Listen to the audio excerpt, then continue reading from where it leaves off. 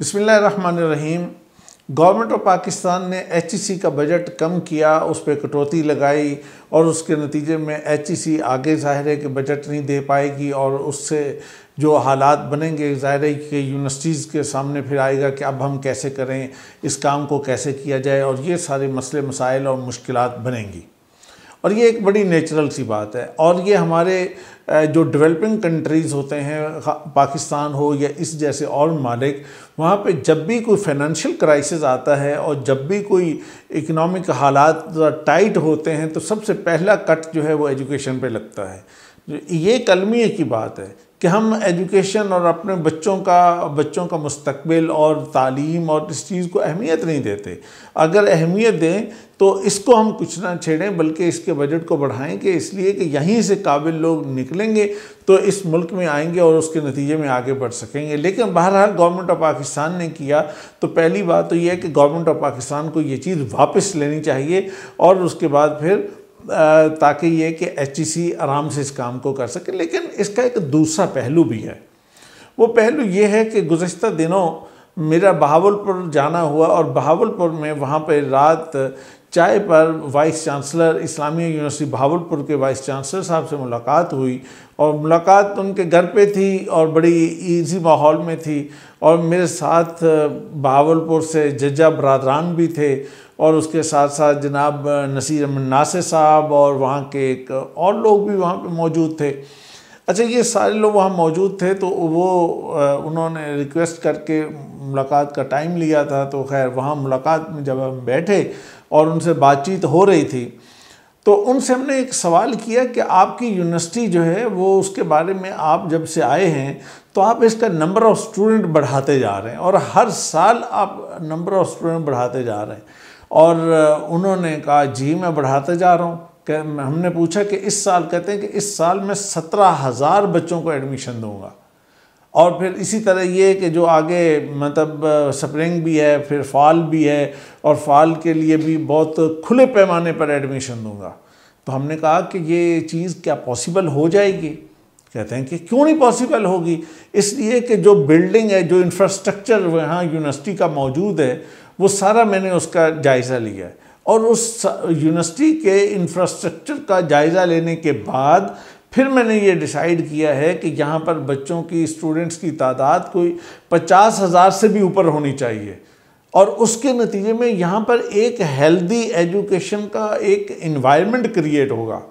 और उसके साथ साथ उन्होंने बताया कि जब ये चीज़ होगी और फिर हमें फिर एक और एडवांटेज ये मिलेगा कि जब नंबर ऑफ़ स्टूडेंट बढ़ जाएगा तो हम उनकी जो फ़ी है उसको हमें बढ़ाना मजबूरी नहीं होगा, बल्कि हम उसको पहले ही लेवल पर और एक मुनासिब लेवल पे रख के हम उसको मेंटेन कर लेंगे।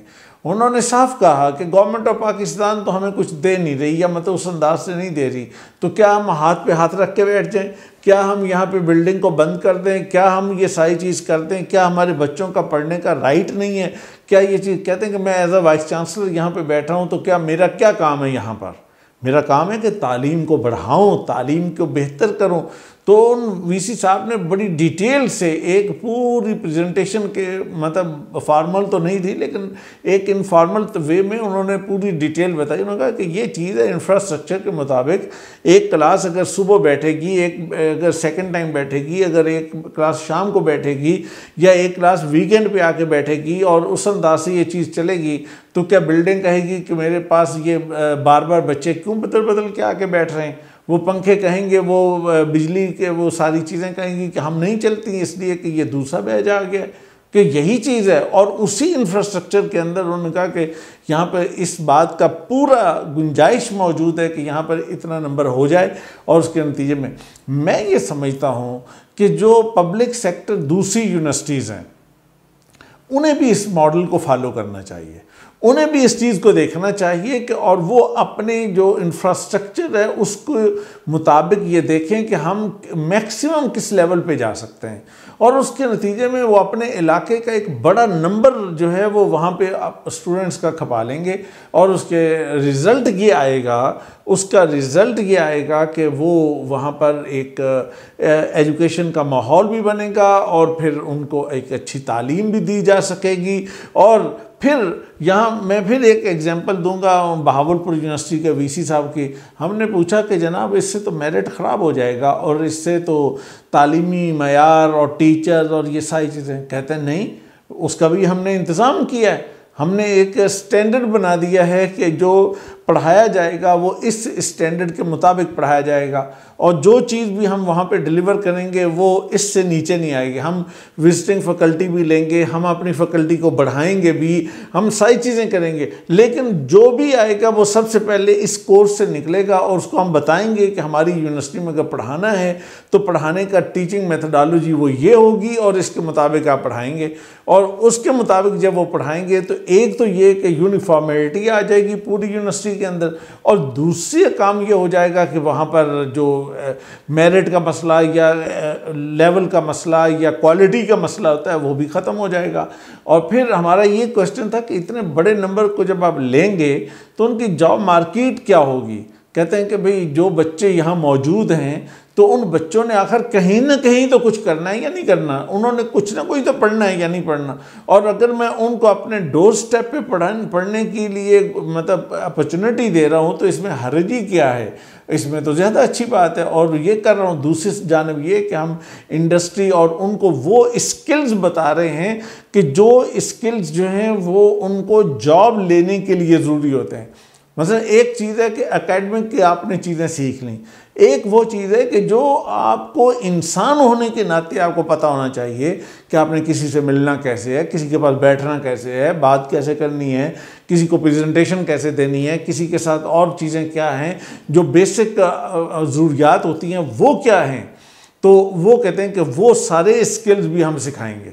उसका रिज़ल्ट ये निकलेगा कि फिर बच्चे वहाँ मार्केट में जाके ख़राब नहीं होंगे। अच्छा, अब अगर इसी मॉडल को बाकी यूनिवर्सिटी पब्लिक सेक्टर यूनिवर्सिटीज़ के अंदर अप्लाई किया जाए कि जिनके पास बेशुमार बिल्डिंग्स मौजूद हैं, बड़ी बड़ी बिल्डिंग्स हैं, हर चीज़ हर फैसिलिटी मौजूद है, सिर्फ एक डिसीजन लेने की बात है, तो फिर अगर ये चीज़ कर ली जाए तो उसका रिज़ल्ट ये निकलेगा कि जनाब HEC ग्रांट दे या ना दे, उनका काम चलेगा।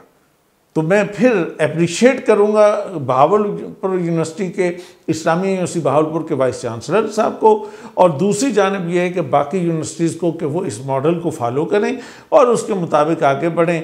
इसका रिज़ल्ट बहुत अच्छा निकलेगा। मेरी दुआ है कि हमारे मुल्क में एजुकेशन, ख़ास तौर पे हायर एजुकेशन बेहतर अंदाज से क्वालिटी की आगे बढ़े। उसका फ़ायदा ये होगा कि हमारा मुल्क आगे बढ़ेगा और उसे तरक्की हासिल होगी। अपना ख्याल रखिए। बहुत शुक्रिया।